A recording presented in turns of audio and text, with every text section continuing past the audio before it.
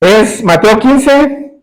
Jesús, en los primeros versículos, acaba de confrontar a los fariseos y a los escribas, porque ellos habían reemplazado la obediencia verdadera por tradiciones humanas. Ustedes pueden leerlo ya con calma en sus hogares, pero es eso. Jesús viene de una confrontación con ellos, porque ellos están poniendo en primer lugar sus tradiciones antes que la verdad, que es su palabra. Y ellos, los fariseos, de manera exterior o de manera por fuera, ellos se veían dignos, pero su corazón realmente estaba lejos de Dios.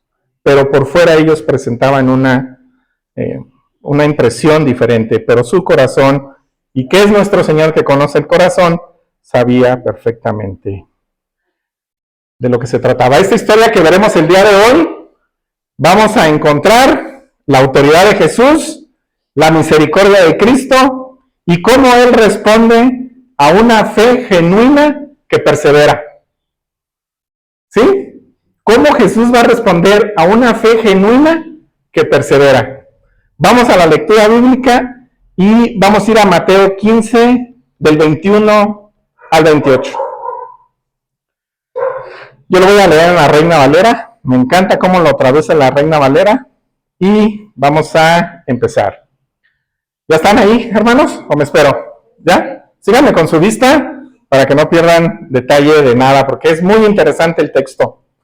Saliendo Jesús de allí, les acabo de decir de dónde, con los fariseos.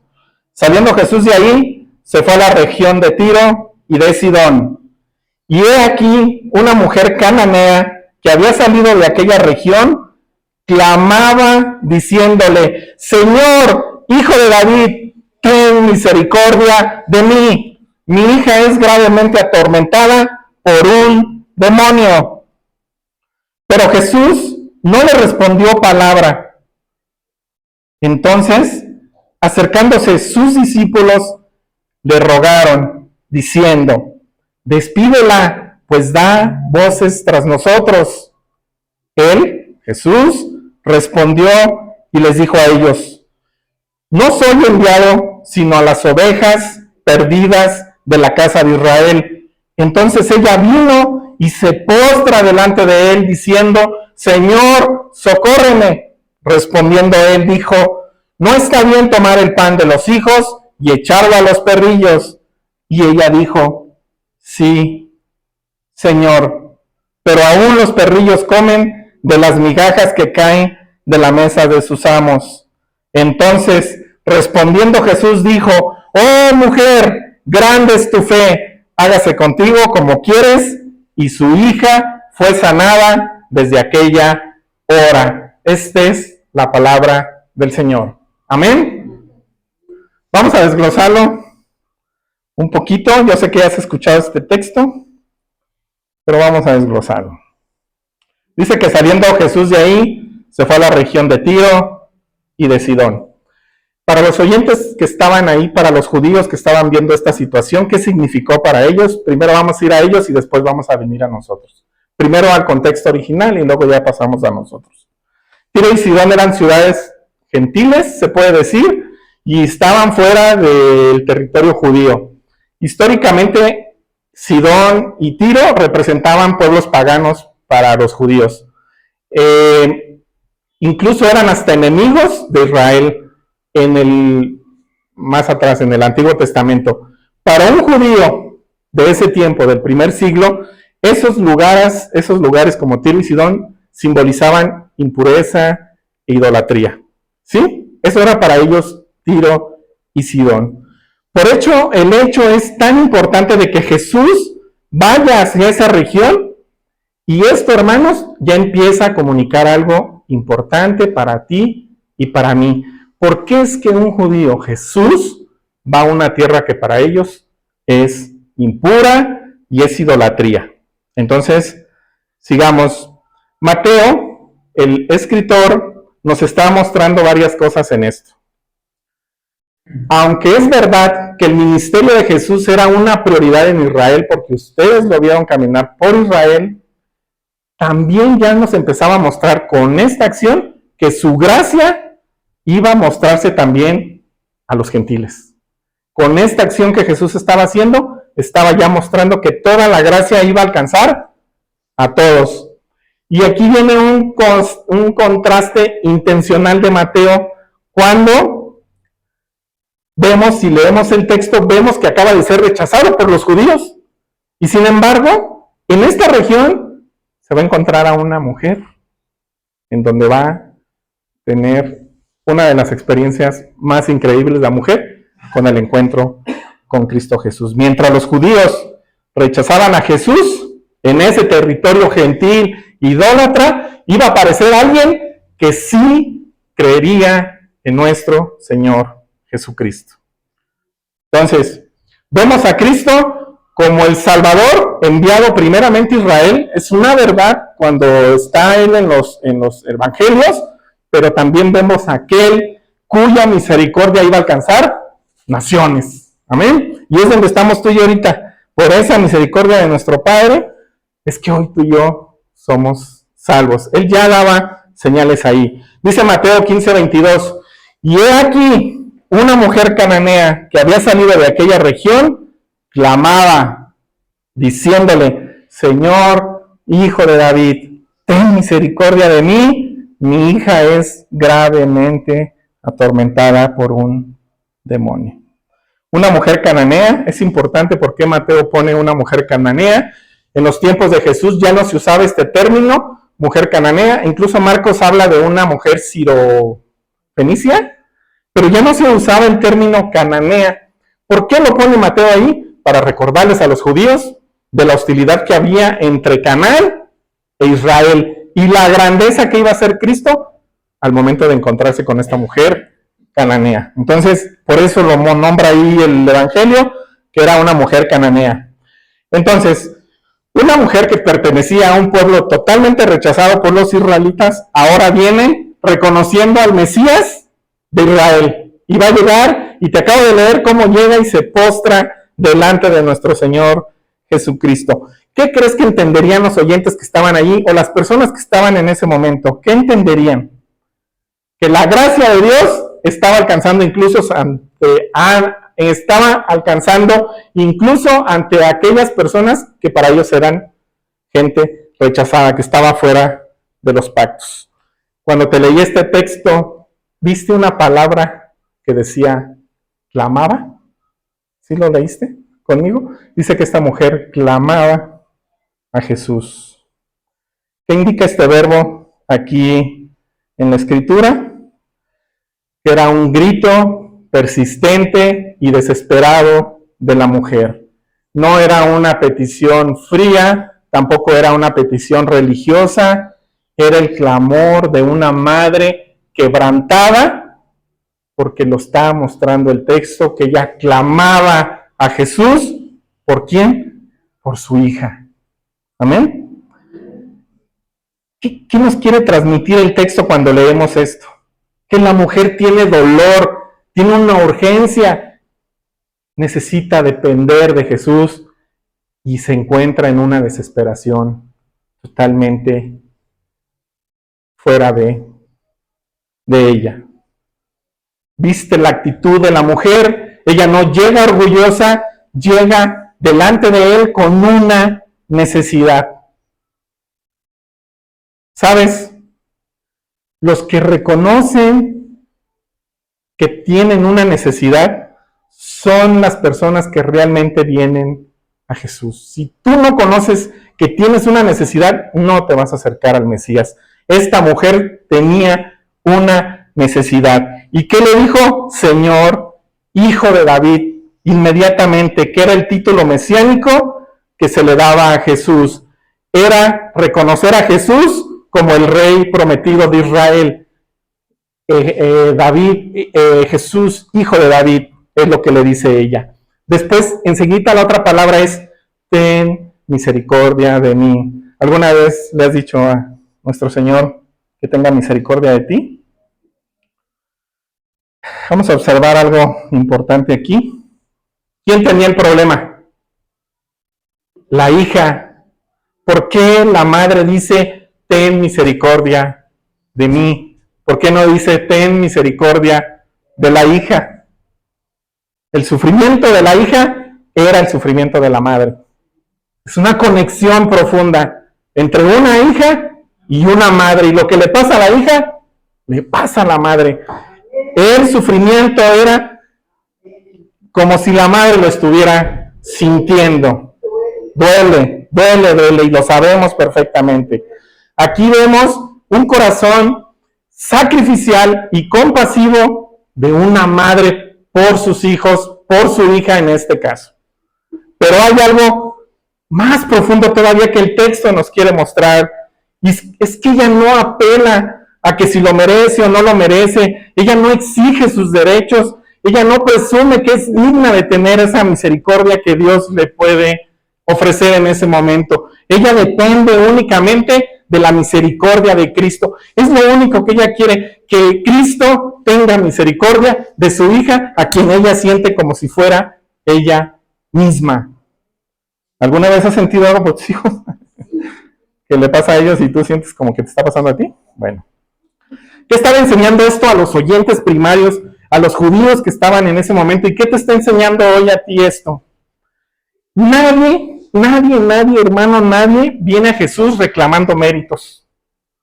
Todos tenemos que venir necesitados de gracia delante de nuestro Señor Jesucristo. Todos tenemos que venir necesitados de gracia. Dice el texto también, mi hija es gravemente atormentada por un demonio. La condición era seria, hermano. Era gravemente atormentada. Estaba siendo atormentada por un demonio grandemente.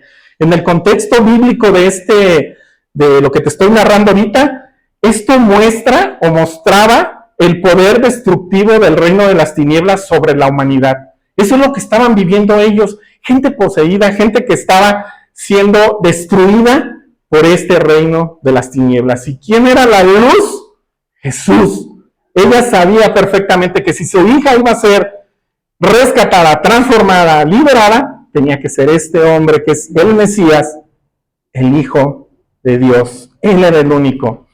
Entonces, hay una escena, esto, del reino de las tinieblas sobre la humanidad, pero al mismo tiempo va preparando el escenario para mostrar la autoridad absoluta de Cristo cuando le dice, vete, que tu hija es sana, grande es tu fe, y la mujer sale corriendo. Entonces la autoridad de Cristo va a ser mostrada en estos momentos también. ¿Qué hace aquí el texto? Cristo está siendo exaltado como el único con autoridad sobre el poder de las tinieblas. Es el único que tiene esa autoridad para expulsar, decir y sacar, para liberar. Él es el único. Amén a mi Señor Jesús, porque Él es el único que tiene ese poder. Dice Mateo 15:23, pero después de esto, todo esto que te estoy narrando, hermano, después de esto, de todo esto que te estoy diciendo, en ese momento Jesús no le respondió palabra. ¿Qué esperabas tú? Una contestación de parte de Jesús. Esta mujer viene clamando a Dios y no hay palabra por parte de Jesús. Hay un silencio. El silencio de Jesús no significaba ausencia de misericordia. Cristo no estaba ignorando lo que estaba pasando con esta persona, pero Cristo estaba obrando con un propósito en ella y en los apóstoles, en ese momento en los discípulos que se encontraban ahí. Entonces, ¿qué está haciendo Jesús? ¿Cuál es lo que vemos en el texto que está haciendo Jesús? Va a revelar la profundidad de la fe de esa mujer. La mujer tiene una fe profunda de que Él puede sanarla. y también nos va a dejar que una fe superficial ya no hubiera seguido más. En el momento que Jesús se calla, esa mujer se hubiera retirado, si hubiera sido una fe superficial, pero es una fe profunda. Esa mujer creía realmente que el Mesías podía restaurar a su hija, podía liberar a su hija. Hoy algunos de nosotros buscamos solamente a Dios mientras se reciben respuestas rápidas. No tenemos paciencia para esperar o para estar dentro del silencio de nuestro Padre. ¿Qué pasa con nosotros cuando viene ese silencio que a veces experimentamos tú y yo? Renunciamos, nos enfriamos o volvemos atrás, pero no podemos, no tenemos paciencia para esperar ese silencio que mostró aquí Jesús. No le contestó de manera rápida. Hermano, qué bueno que llegaron. Hermano, Jesús permite la prueba de esta mujer que te estoy narrando ahorita para mostrar públicamente a los que estaban ahí que la fe de esa mujer era genuina, que no era hipocresía, que realmente esa mujer tenía una fe fuerte. Y también está confrontando a los apóstoles y viendo el corazón de los apóstoles, porque ¿qué dijeron los apóstoles? Despídela, no la queremos oír, que se vaya. Pero Jesús, que es nuestro gran maestro, ya tenía todo planeado para tener enseñanza para ellos, para la mujer y para todos los judíos en ese momento, y hoy para nosotros también. Los discípulos veían una molestia, Cristo veía una oportunidad para enseñar a ellos y a crecerlos. Ellos pensaban todavía dentro de las categorías limitadas, todavía Cristo no había ido a la cruz, pero ellos todavía decían, Israel, los gentiles. Ellos todavía pensaban, ellos están lejos, nosotros estamos cerca. Ellos todavía pensaban, ellos son indignos, nosotros somos dignos. Ellos son fuera del pacto, nosotros estamos del pacto. Todavía en ese tiempo ellos pensaban esas circunstancias. Pero Jesús les estaba preparando una lección mucho más grande. La gracia de Dios alcanza también todas, o la gracia de Dios alcanzaría a todas las naciones, como ya te lo he mostrado. Hermanos, estamos en Mateo 15, del 21 al 28. ¿Sale? Para que si pongan ahí. Porque van a decir esto de qué está hablando. Estamos en Mateo 15, 21, 28. Dice Mateo 15, 24. Que Jesús le dijo, no soy enviado sino a las ovejas perdidas de la casa de Israel. Jesús no está diciendo que los gentiles quedarían excluidos para siempre. Lo que Jesús está diciendo es que él se apegaba al orden que estaba primero. Primero Israel y después iban a ser los gentiles. Pero ese era el orden establecido por Dios. Primero al pueblo de Israel y después a los gentiles. Jesús estaba apegándose a la voluntad del Padre, como debemos de hacerlo tú y yo. Todos tenemos que apegarnos a su voluntad. En el contexto bíblico, ¿qué estaba pasando? ¿Por qué es que Jesús se apega a esto? Porque Dios había hecho un pacto con Israel. Dios les había dicho que el Mesías había sido prometido para Israel y que el ministerio de Jesús terrenal tenía prioridad hacia Israel. Entonces, por eso Jesús estaba predicando en Israel, ¿sí? No es porque Jesús no quería, estaba ya desde el Antiguo Testamento. Pero esa prioridad no significaba exclusividad. Solamente estaba haciendo la voluntad de Dios, pero iba a mostrarles algo con esta persona que aparentemente no lo merecía. Vamos a Mateo 15, 25. Dicen que entonces esta mujer vino, o sea, se acercó a Jesús y se postró ante él, diciendo, Señor, socórreme, o dice la Biblia de las Américas, sálvame. Esas son las palabras que esta mujer le dice. La mujer ya no le habla a la distancia, la mujer se acerca a Jesús y se postra delante de él. Hermano, yo sé que no es muy común ver en esta iglesia gente postrada en la alabanza o pidiéndole a Dios. Pero si tú ves a una persona que está de rodillas, ¿qué piensas? que la mujer tiene humildad, o la persona que está ahí tiene humildad, tiene una rendición completa a lo que está oyendo, a Jesús, y que reconoce la autoridad del Señor. Esta mujer estaba postrada delante de él porque reconocía la autoridad de Jesús. ¿Sí? Ella entiende algo, y es que Jesús no le debía nada.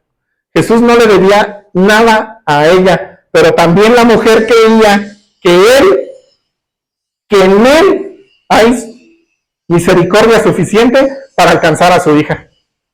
Ella sabía que Jesús no le debía nada, pero que en él había mucha misericordia y misericordia suficiente para alcanzar a su hija. Hermano, una de las oraciones más cortas y más impresionantes está aquí. Ella dijo solamente, Señor, socórreme.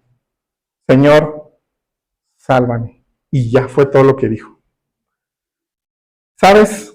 A veces cuando pasamos pruebas muy difíciles, se simplifican nuestras oraciones. Y son muy cortas. Y solo dice, Señor, ayúdame. Tan, tan. Cuando el corazón está quebrantado, desaparecen las palabras elaboradas y solo queda un clamor sincero. Y eso es lo que estaba esta mujer delante de Jesús haciendo. Señor, socórreme, ayúdame. Lo único que ella oró delante de él. ¿Pero dónde estaba? A los pies de él. Cuando un corazón está quebrantado, solo quedan palabras de clamor y de un clamor sincero a Jesús. Vamos a Mateo 15:26, que es el texto que sigue. ¿Qué dijo Jesús después de que ya había guardado silencio? En ese momento dice, no está bien tomar el pan de los hijos y echarlo a los perrillos. Y el texto es complicado de explicarlo, pero lo vamos a explicar en el contexto cultural y lingüístico que está aquí en la Biblia. Jesús no usa la palabra perrillo para decir perros salvajes o perros callejeros. El término que está usando apunta más a un perro doméstico, que ahora tú y yo los ubicamos. ¿Qué está haciendo Cristo? Si observas bien, es una ilustración familiar. Hay una mesa, ¿sí? Más adelante lo vamos a ver. Hay unos hijos que están en la mesa y la mascota en el hogar, dentro de la casa, dentro del hogar, ¿sí? La imagen sigue hablando de una prioridad, que Israel era primero, era como hijo, iba a estar sentado a la mesa. Pero también nos deja ver esta ilustración que ya existía una pequeña puerta para los gentiles, porque el perrillo que Jesús menciona ya está dentro de la casa, ¿sí? Solo está en una posición inferior en ese momento. Ahora, déjenme hacer una aclaración aquí para que nadie se me confunda. Hoy vemos este cumplimiento glorioso de esto que te estoy diciendo en nosotros.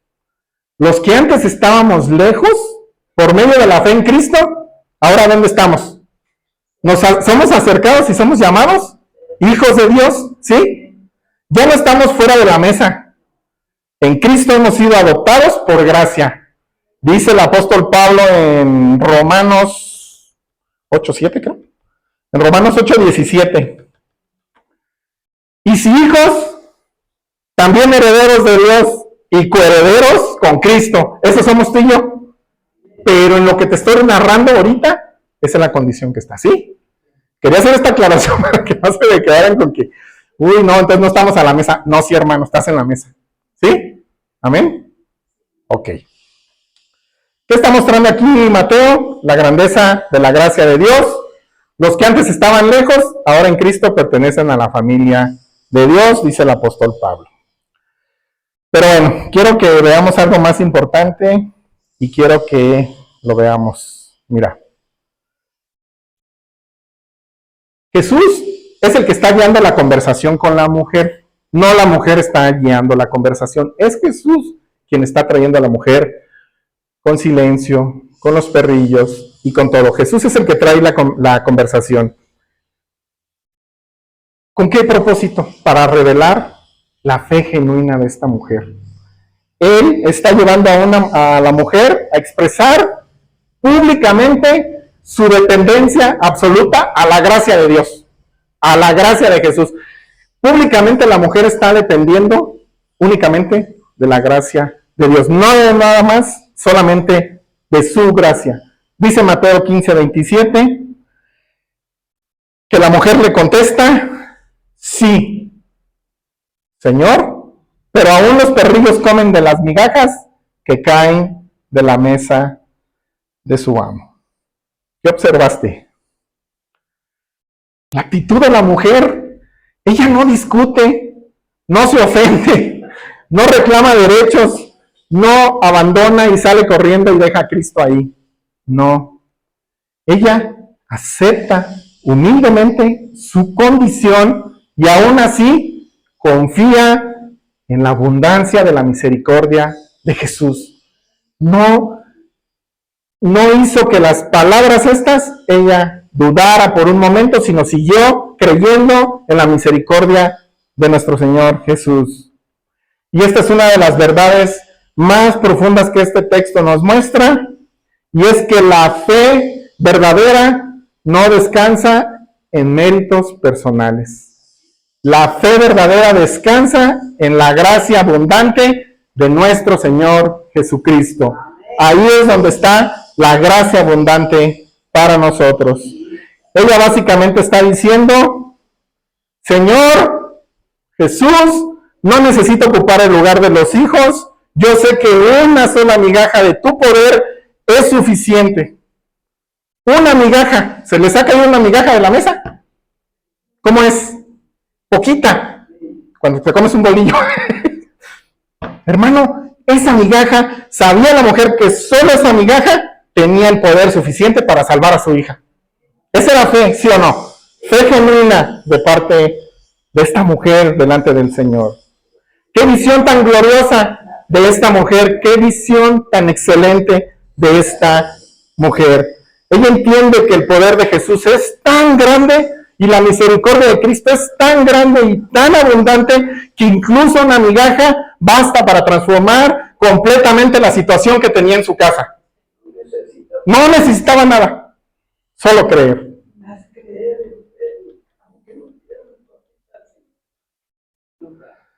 ¿Sabes? Esta sección que te acabo de leer, hay algo muy importante, y Cristo prueba la fe para ver si era genuina o no era genuina. Y hermano, era genuina la fe de esta mujer. El silencio y la prueba que experimentó esta mujer no eran rechazo definitivo, eran parte de la revelación de una fe verdadera. La verdadera fe genuina depende completamente de la misericordia de Cristo. ¿Cómo está tu fe? ¿Es genuina tu fe delante de Cristo? Sí. Amén. Tú solo dependes de su misericordia. Cristo está siendo exaltado por esta mujer en este texto como el Mesías soberano, como el Maestro sabio que conoce el corazón, el Señor que estaba lleno de gracia y el Salvador cuya misericordia alcanzaba incluso a los que se encontraban lejos. La mujer está exaltando a Jesús como te lo acabo de nombrar. Amén. ¿Cómo exaltabas? ¿Cómo exaltas tú a nuestro Señor? ¿Qué hizo Jesús? Dice que Jesús le responde, oh mujer, grande es tu fe, hágase contigo como quieras, y su hija fue sanada desde aquella hora. Amén.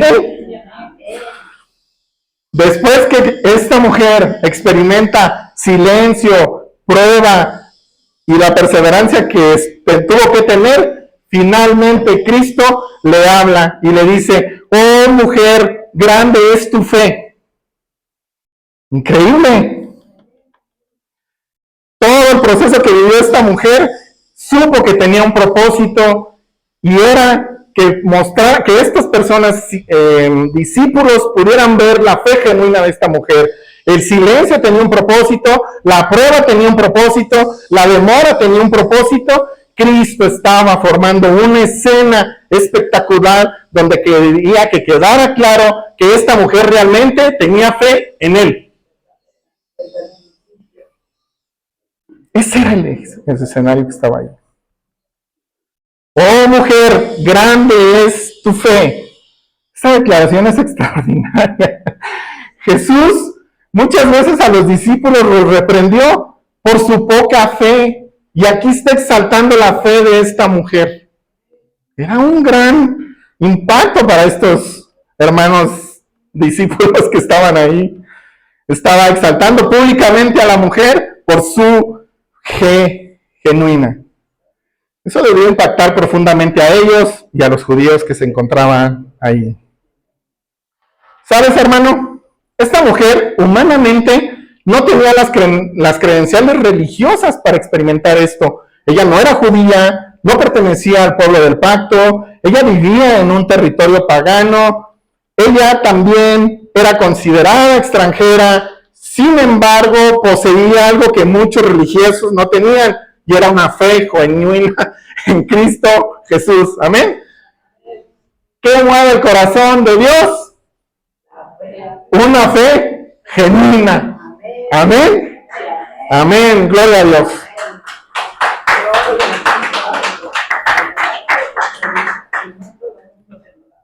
Yo puse corazón. Ustedes saben que es espíritu, ¿verdad? Jesús, digo Dios, ¿verdad? Pero es como antropomórfico, ¿le llaman, Paco? Creo que sí. Para darnos a entender qué es lo que está padre, ¿no? Bueno. Entonces, ¿qué vio esta mujer en Cristo? Autoridad, poder, misericordia y una esperanza verdadera.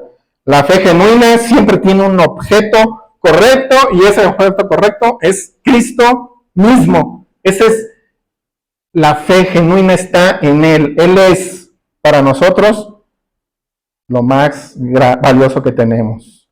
Esta mujer creyó en la suficiencia del poder de Cristo. ¿Sabes también qué es impresionante de esta mujer? Que ella entendió que para que su hija fuera sanada, solo se necesitaba que Cristo hablara. Una palabra basta para que sea liberada mi hija. Solo di la palabra. Esa era la fe de esta mujer. Su confianza no estaba en ella, estaba en el poder del Señor. Jesús le dice, hija, le dice, hágase contigo como quieres. Y aquí vemos la autoridad soberana de Cristo. Jesús no necesitaba rituales, no necesitaba ir a tocar físicamente a la hija, no necesitaba trasladarse a ningún lugar, simplemente habló y con su palabra el reino de las tinieblas fue vencido, la opresión se terminó y la mujer experimentó libertad. Su hija fue liberada con la pura palabra de nuestro Señor. Mateo, en este versículo, en esta parte, en esta porción que te estoy narrando, Mateo está exaltando a Cristo como un Señor soberano, como el Rey con autoridad absoluta, aquel cuyo poder alcanza aún a las distancias, y su hija fue sanada desde aquella hora. ¿Sabes? No hubo un proceso gradual como hoy tú y yo lo experimentamos. ¿Cómo vas? Hermano, ¿cómo amaneciste? Pues ahí voy poco a poco. No. Jesús habló y la respuesta fue inmediata. La mujer fue liberada. No hubo incertidumbre. La mujer sabía que su hija acababa de ser sanada. La autoridad de Cristo fue absoluta y esto nos va a revelar algo importante a ti y a mí. Hermano, si tú tenías una pregunta, hoy te la voy a decir. Ninguna fuerza espiritual puede resistir el poder del Hijo de Dios. Ninguna. Nada espiritual. Tú eres libre porque Cristo vive en ti y vive en mí. Amén. Eres el Todopoderoso y Él está en ti y en mí. Jesús tiene autoridad suprema sobre todo. Todo. Esa autoridad suprema sobre todo.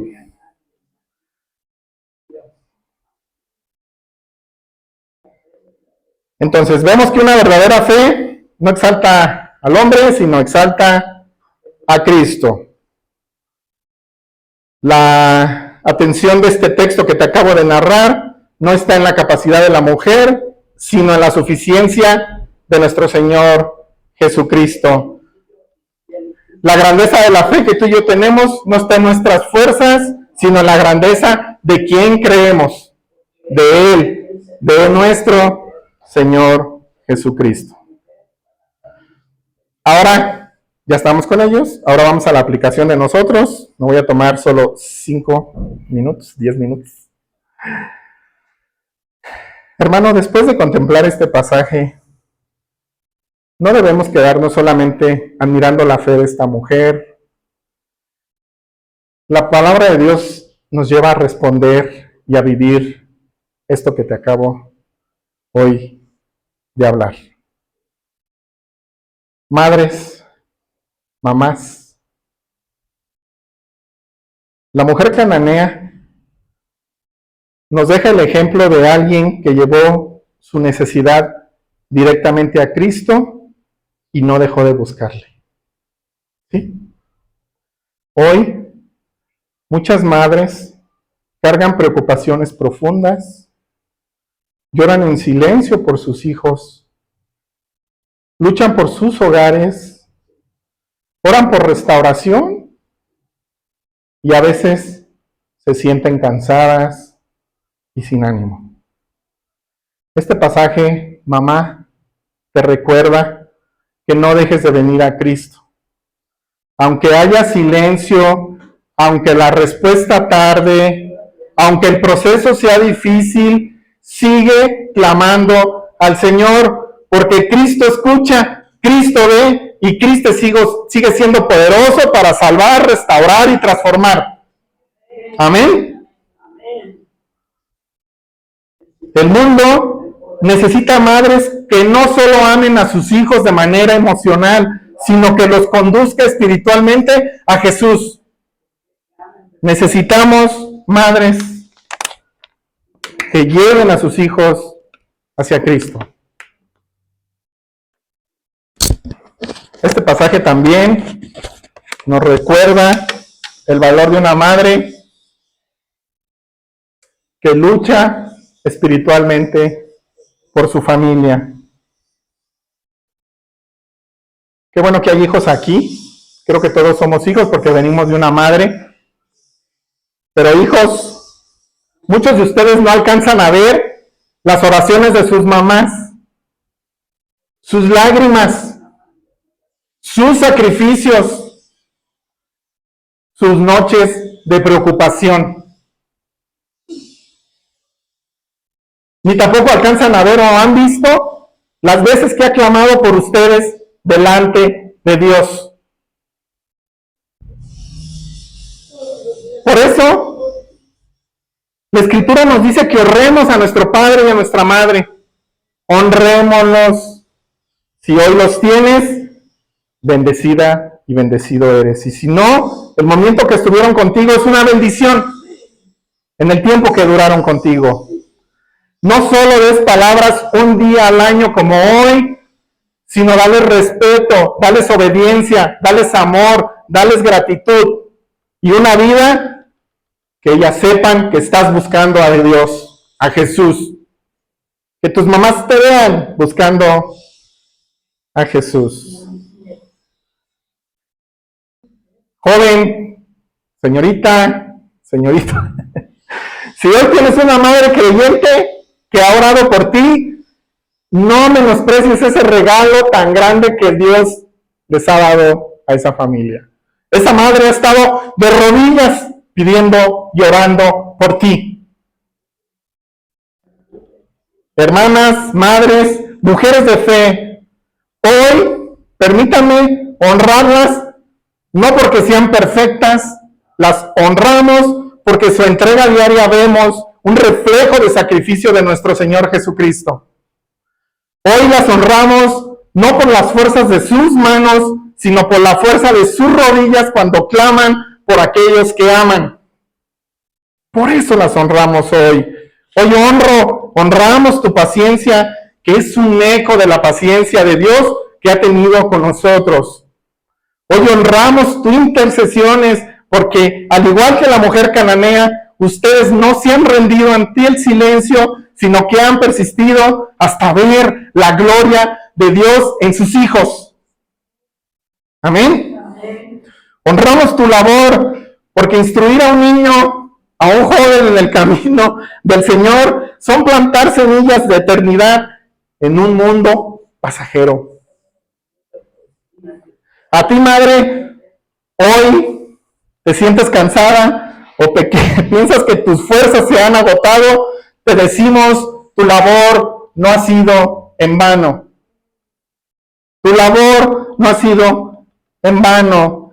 El Rey de la mesa ha visto tus lágrimas, conoce tu nombre, no eres bienaventurada por lo que has logrado, sino por aquel en quien has creído.